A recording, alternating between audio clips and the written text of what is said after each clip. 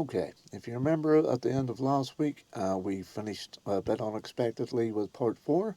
So here is part five of Covent Garden. This is the final part. I hope you enjoy it. And yeah, let me know if you have any thoughts. Thanks for watching. We've got these buildings here. I'll just tilt up a little bit. Now, if any of you watch my walk from Bishopsgate down to the Royal Exchange, you'll remember that towards the end we met George Peabody, who was the American philanthropist who started the Peabody sort of charity for the sort of poverty-stricken people of London to help them get homes and work and all the rest of it. And this is one of the Peabody buildings.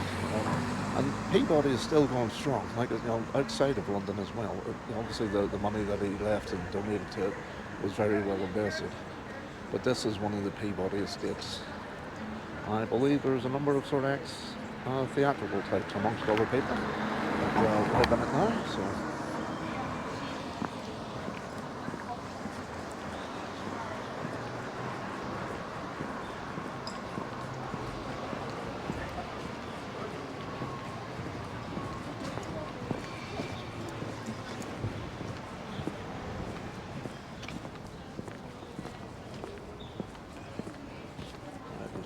Kids in, so that's all right. So this is a playground, but at one point this was a churchyard.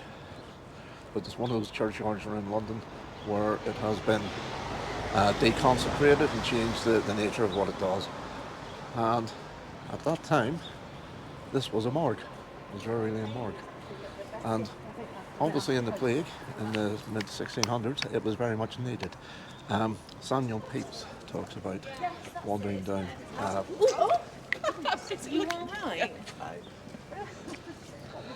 Samuel Pepys talks about wandering down Drury Lane, and lots of the houses having, it was almost like Passover, having red paint, that regulation, red paint daubed on them, basically saying, Lord have mercy upon us. And it was all the houses that were affected by the plague. And in one of the 1600s, 1660s, 100,000 people died. So it was pretty major. But, like I say, Pepys does give an account of walking down here and seeing the effects of it. And coincidentally, up near the top, I think there's a hotel on the building now, but up near the top is where it started, because some weavers were sent some material from Belgium, and that was what started it. Did you video? Yeah.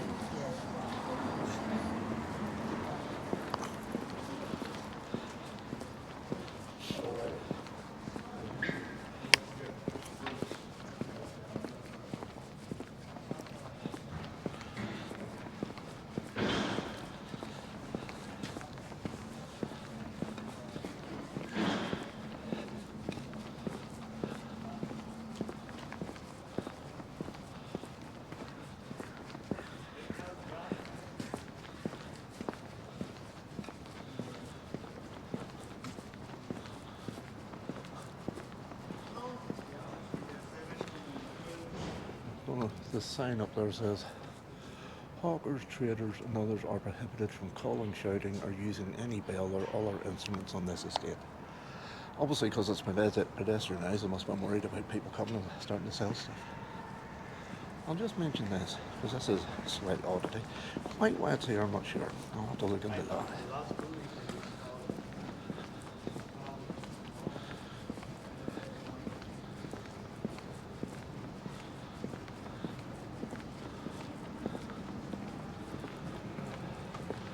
This is the Crown Court Church of Scotland. Scottish National Church, 1718 to 1909. Now, although it's got those dates, it's still a church. I think it's still a working one. Maybe that's when that particular branch of the faith finished. But yeah, it's still an ongoing concern just down the side street. But a friend of mine, her mum and dad were married here. So it's obviously, a bit special to her. But it is still a going concern. But like I say, one of those little ones down a side street that you wouldn't necessarily notice.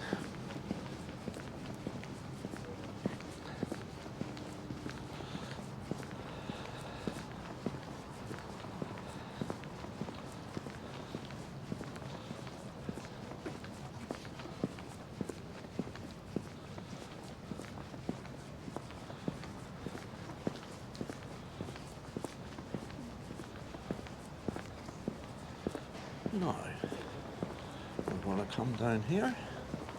We're approaching Bow Street, and this, you see the white lamp there above the doorway? This is Bow Street Police Museum. Now, the fact that the lamp above the doorway, the fact that it's white has a story behind it in itself.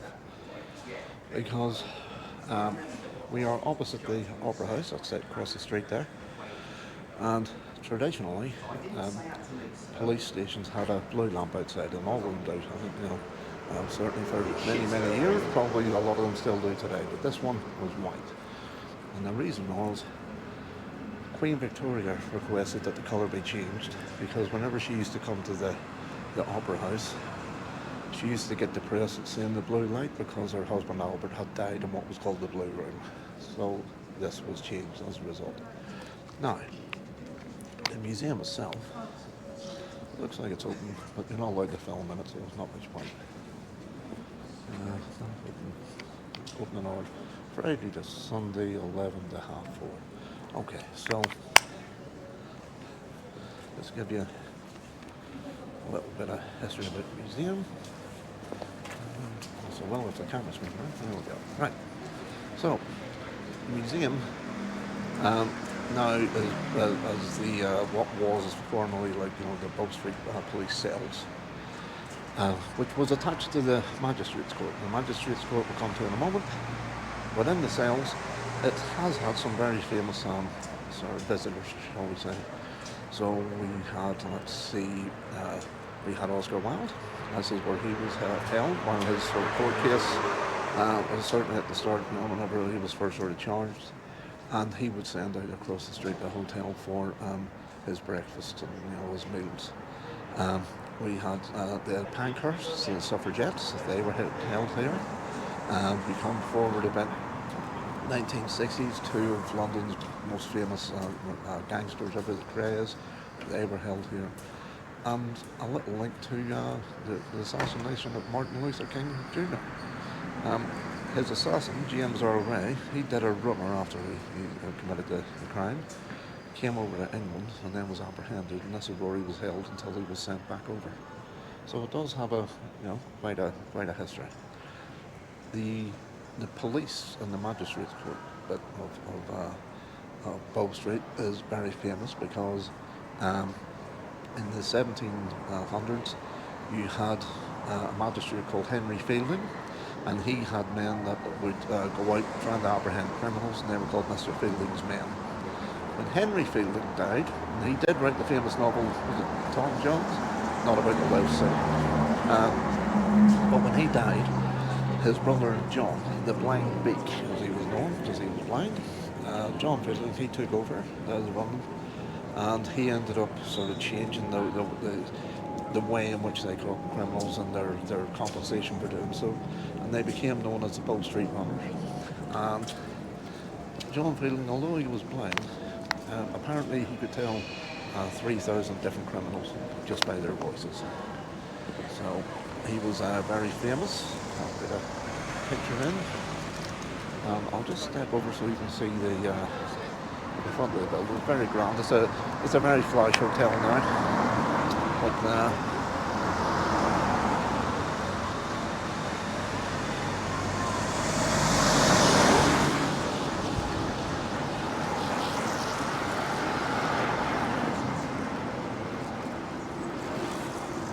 right, so you can see the grand building it also says our police station. And as I say, it was all part of the Magistrates Court as well. That probably would have been the entrance on the left-hand side. So, as I say, it's Bow Street Runners, and that was until I think it was until 1835, but it was from, I think the Bow Street runners were technically from about 1780s until 1835. 1835 is when Robert Peel took over the running of and the formation of a proper police service. Because his name was Robert Peel, the men that worked for him became known as Bobbies, and that's why policemen are known as Bobbies, because of Robert Peel, who was the first guy that started the official police service. So that is the story of the Magistrates Court. Now I'm going to try and get back across the road without getting run over.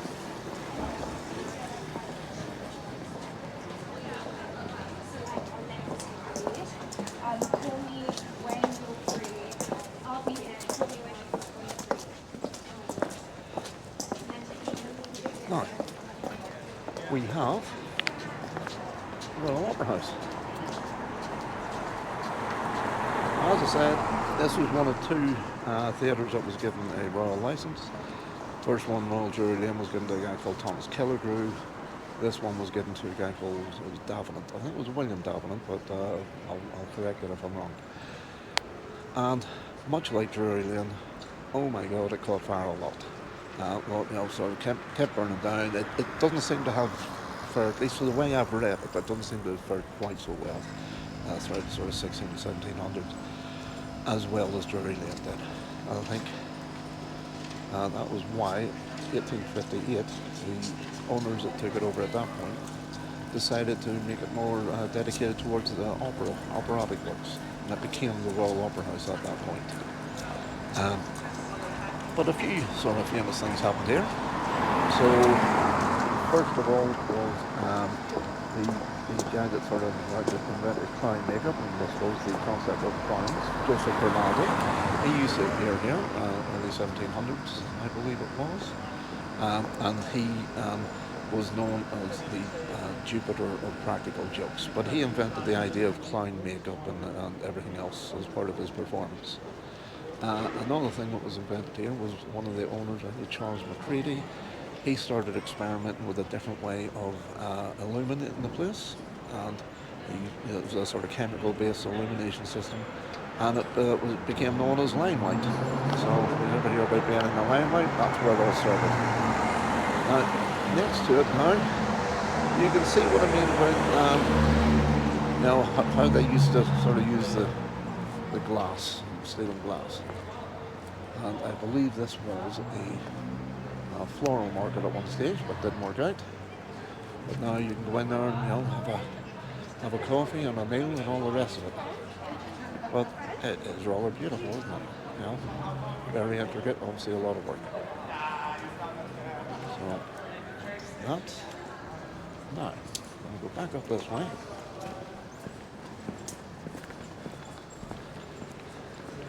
Oh, getting a little bit blowy.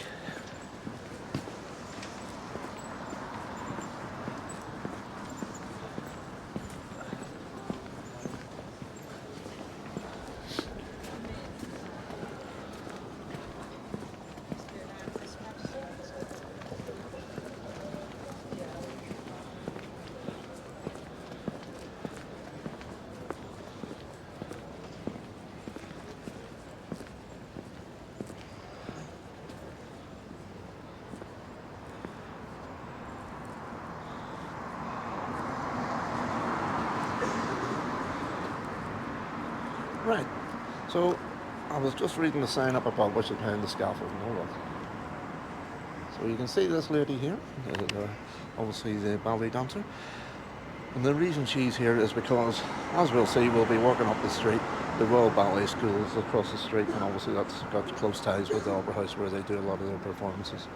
But there's a sign up behind the scaffolding, and it notes a number of the famous people that lived here. So among them was the Fielding brothers, John and Henry, who did the Bow Street Runners. Grinling Gibbons. Now,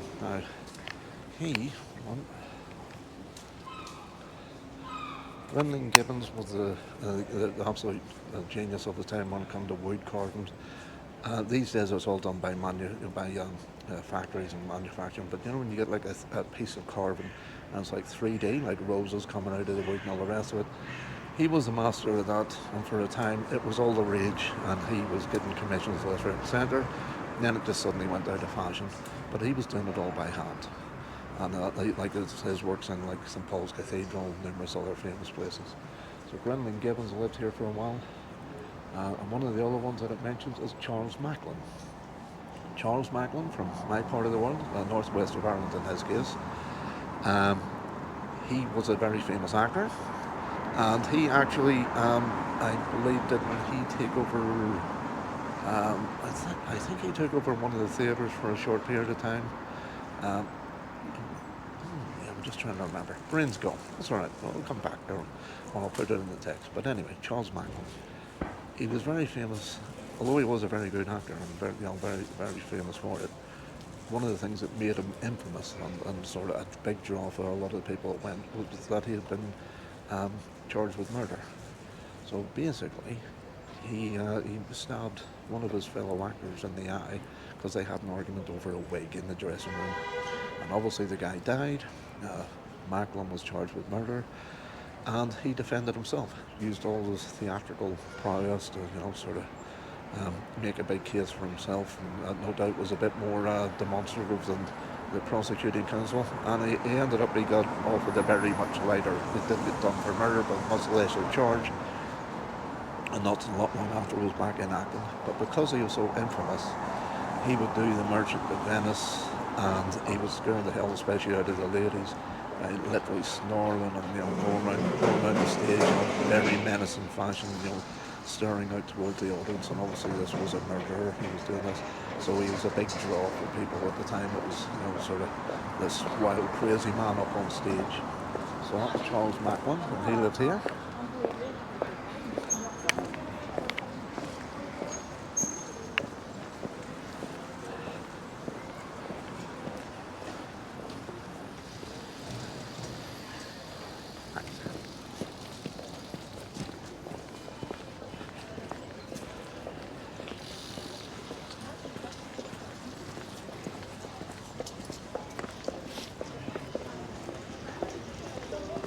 What was I say? Ballet School down the street, and that bridge that you can see is over to the Opera House, and it's known as the Bridge of Aspiration.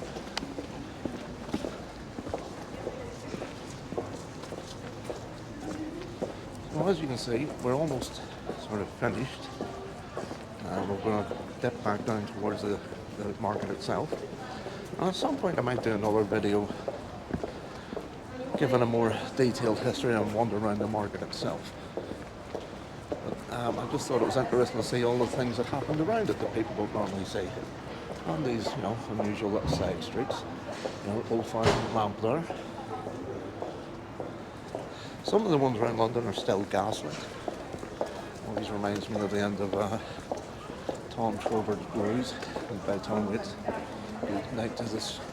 Good night to the flame keepers and good night to the street sweepers and night watchmen flame keepers.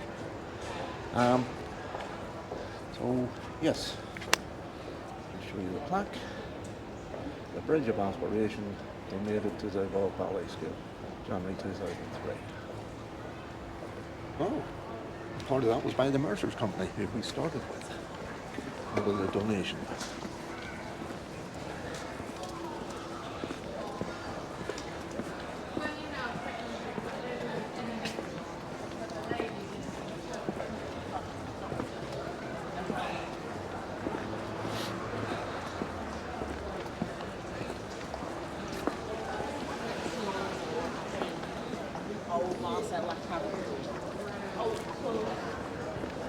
Oh, we've got somebody else doing the talk. I'll try and keep out of his way.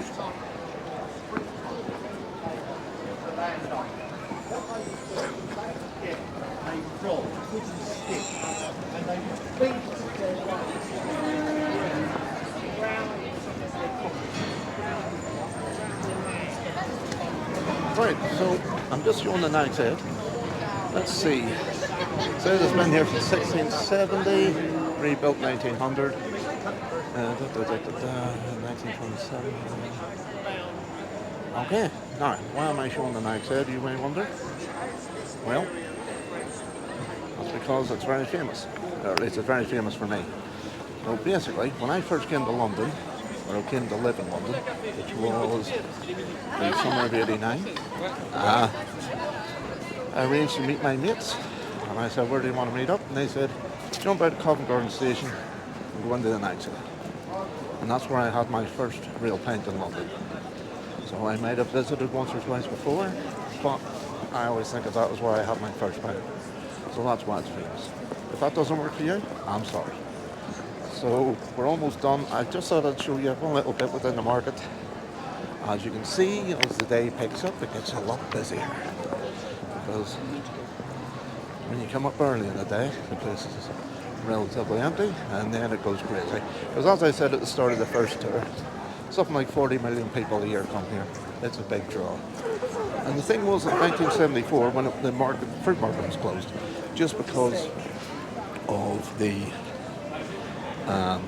amount of traffic and sort of, it was getting in the way of all the surrounding area and all the traffic coming in and out of it, and they decided the fruit market had to close, as they have done with the fish market and now the meat market, moving them out of more central London out to the outskirts. And as they did that, developers wanted to take the place over and build more offices and hotels and complexes. And it took some locals who basically did a touch of squatting, but also did a lot of giving information to the locals. There's a very good documentary about it all. I'll put the link in the text below the video. It's a BBC one, but it opens with the guy who started the demonstrations and the campaign to save the market, because it would have got flattened. And basically, he went around putting up signs on different buildings around the area saying, this will get torn down, this will get demolished. And people who up to that point, but like a lot of us when there's construction work and proposals being put forward by big developers, were not aware of the impact. And people started going, sorry, what? That's going? This is going? My pub, this house? And they all started getting organised, and they campaigned, and eventually they saved the place. And originally, I suppose the local authorities didn't know what to do with the place, but then it became this flea market, which is now hugely popular, a big tourist attraction. So developers don't always get it right, as we well know. Now, I'll just show you, go into this alley and show you this sign.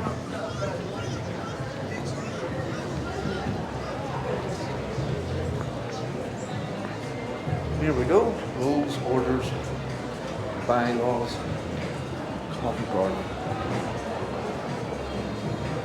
We've got some random things. No person shall sleep or lie down on any stand, footpath or gangway in the said market. No person shall chill peas or beans or trim vegetables or sheep cuts and walnuts. No person shall throw any root vegetables, fruit, stone or other missile thing in front or over any part of the said market, or that may strike or occasion any injury liable to strike any person, or to strike or occasion any injury to any person. And the penalty for that one was 20 shillings. But as you can see, lots of roads. And there's more further up one of the other entrances that follows on as well. But if you watch that documentary I'm going to link to, there's one of the guys that used to work in the market for many, many years, telling me different stories about how the place was run. He was a Beagle, which was like one of the guys that sort of kept it loose. And he tells all the stories. But we are back up at the northwest corner. And I think that is it for this one. So I hope you enjoyed it. If you do like this sort of stuff, hit the subscribe button. You know this thing that should be appearing anytime now. And hopefully I'll see you in the next one. But for now, thanks for watching. Alright, bye.